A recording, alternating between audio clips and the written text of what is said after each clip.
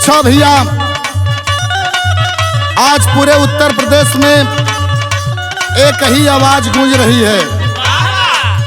लोगों की आवाज है क्या, जरा सुनेंगे। यूपी के लायक अखिलेश देश में चर्चा बात,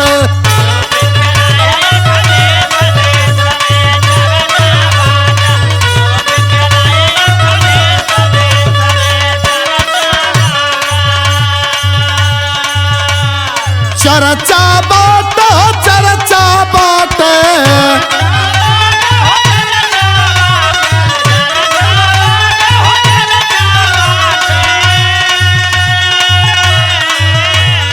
यूपी के लायक अखिलेश देश में चर्चा बात।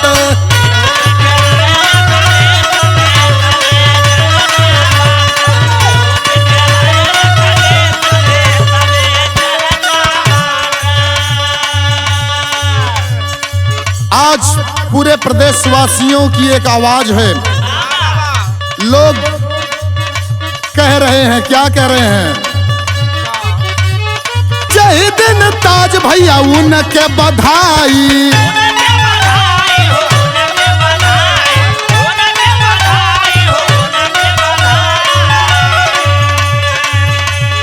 दुखिया गरीब सब खुशियां मनाई।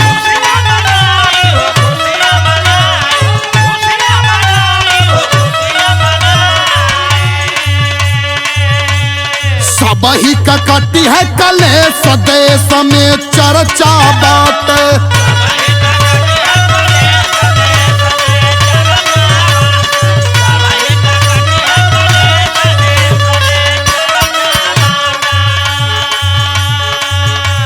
ये जो मैं अगली लाइन पढ़ने जा रहा हूं, जरा इस पर अमल करिएगा।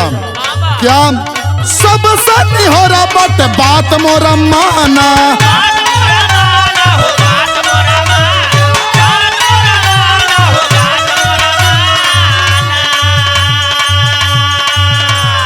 बड़ बड़ काम किए जानता जमाना।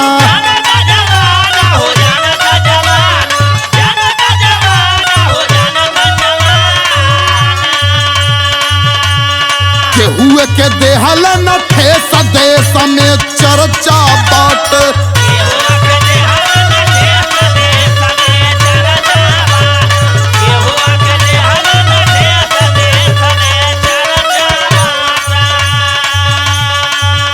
ए भैया, लेकिन ये हमारी एक आवाज है, सबसे कहना है कि केवल चर्चा करने से, बड़ाई करने से काम नहीं होगा।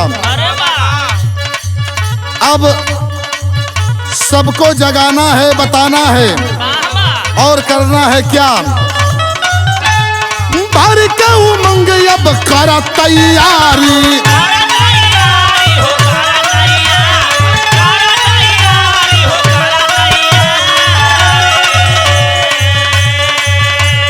नौकरी के पई है जवान सरकारी।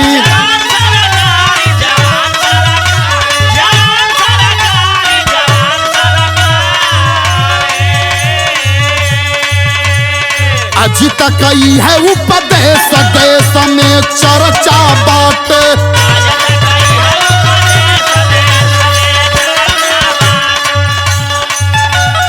यूपी के लायक अखिलेश देश में चर्चा बात।